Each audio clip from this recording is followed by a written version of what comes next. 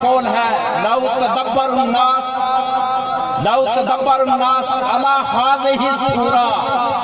آپ فرماتے ہیں لوسعتہم کہ اگر لوگ اس چھوٹی سورت پر غور و فکر کر لیں تو ان کی کامیابی کے لیے،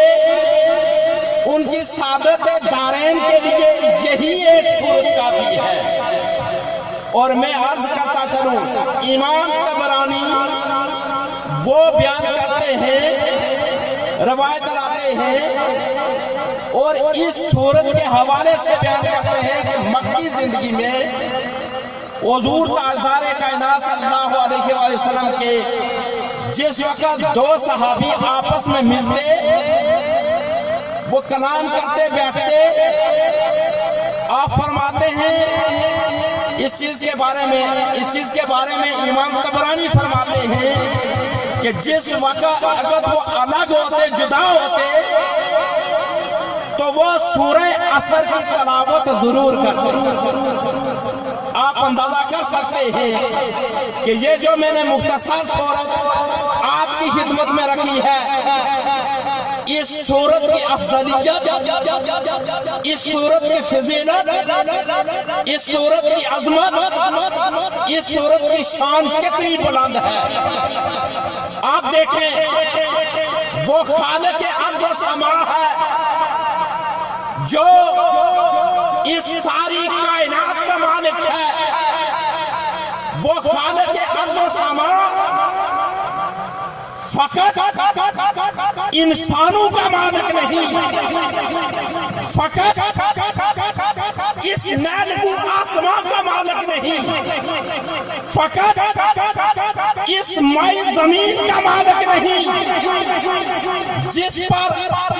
اس وقت ہم بیٹھے ہوئے ہیں، وہ ہزار مخلوقات کا خالق بھی ہے، مالک بھی ہے اور رازق بھی ہے۔ وہ ارشاد فرما رہا ہے اس سورت کا آغاز کرتے ہوئے، اس خالق ارض و سما نے فرمایا اور فرمایا والعصر، خالق ارض و سما نے فرمایا زمانے کی قسم، خالق ارض و سما نے فرمایا زمانے کی قسم۔ میں اس مقام پر آپ کو مختلف مفسرین کرام کے اقوال پیش کر رہا ہوں، آپ کی توجہ چاہتا ہوں۔ وہ خالق ارض و سما بات بتانے سے پہلے، آگے جانے سے پہلے اس نے زمانے کی قسم کھائی۔ آپ کی خدمت میں رکھوں امام فخر الدین رازی علیہ رحمت، بہت بڑے مفسر قرآن ہے۔ امام قرطبی آپ کی خدمت میں بیان کرتا چلوں، بہت بڑے مفسر قرآن ہیں، وہ بیان کرتے ہیں۔ اور امام آپ کی خدمت میں رکھوں امام فخر الدین رازی علیہ رحمت، یہاں پر 4 قول کو نقل کرتے ہیں۔ وہ بیان فرماتے ہیں کہ ایک قول کے مطابق والعصر کا معنی اللہ تبارک و تعالیٰ نے مطلق زمانے کی قسم کھائی ہے، اس لیے کہ یہ زمانہ ہر دور میں گواہ رہا۔ اس زمانے نے بیان کرتا چلوں، حضرت آدم علیہ السلام کا دور بھی دیکھا، اسی زمانے نے اس کے بعد حضرت نوح علیہ السلام کا زمانہ بھی دیکھا، اسی زمانے نے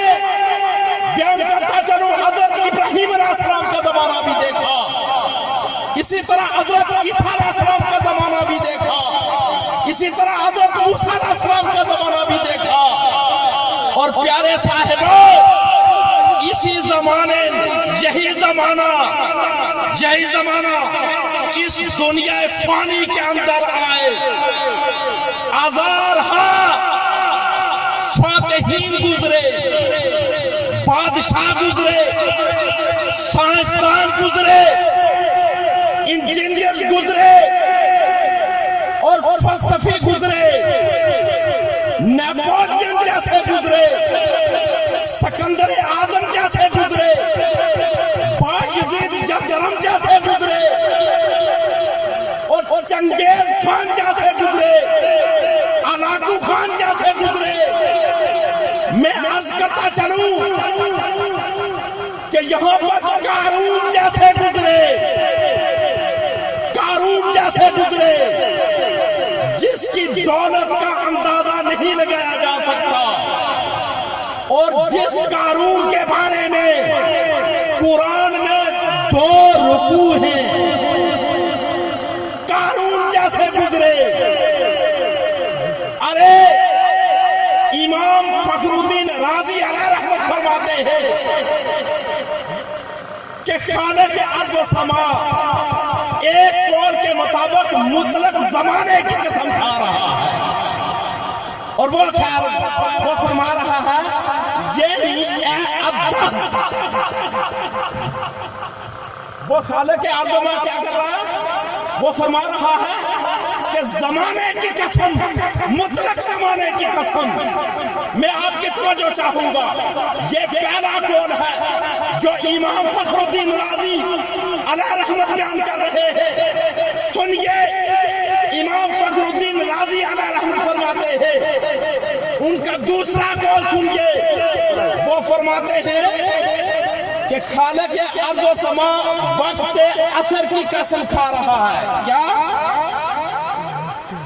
وہ خالق ارض و سما وقت عصر کی قسم کھا رہا ہے، اور وقت عصر کا جو کہ خاص وقت ہو رہا ہے، لوگوں نے اپنے کاروبار کو کلوز بھی کرنا ہوتا ہے اور دکانوں کو بند کرنا ہوتا ہے، واپس گھروں کو لوٹنا ہوتا ہے، اور دن کا اجالا خدمت میں عرض کرتا چلو اپنے اختتام کی طرف بات ہوا ہوتا ہے، رات آنے والی ہوتی ہے، اس لیے اس خالق ارض و سما نے شام کے وقت کی یعنی عصر کی قسم کھائی۔ وہ بیان فرماتے ہیں کہ تیسرے قول کے مطابق فرماتے ہیں کہ اللہ تبارک و تعالیٰ نے نماز عصر کی قسم کھائی، اور یہ اس چیز پر دلالت کرتی ہے کہ نماز عصر کی بڑی فضیلت ہے۔ امام فخر الدین رازی علیہ رحمت یہ 3 قول ارشاد فرمانے کے بعد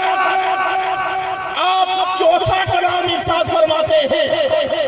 اس کا معنی لیتے ہیں، اس سے مراد لیتے ہیں، اور میں آپ کی خدمت میں جو آپ کے سامنے چند عروضات رکھنے جا رہا ہوں وہ اسی چوتھے قول کے مطابق رکھوں گا۔ امام فخر الدین رازی علیہ رحمت فرماتے ہیں، اسی بات کو امام قرطبی نے بھی بیان کیا، وہ بیان فرماتے ہیں کہ خالق ارض و سما نے اس والعصر سے مراد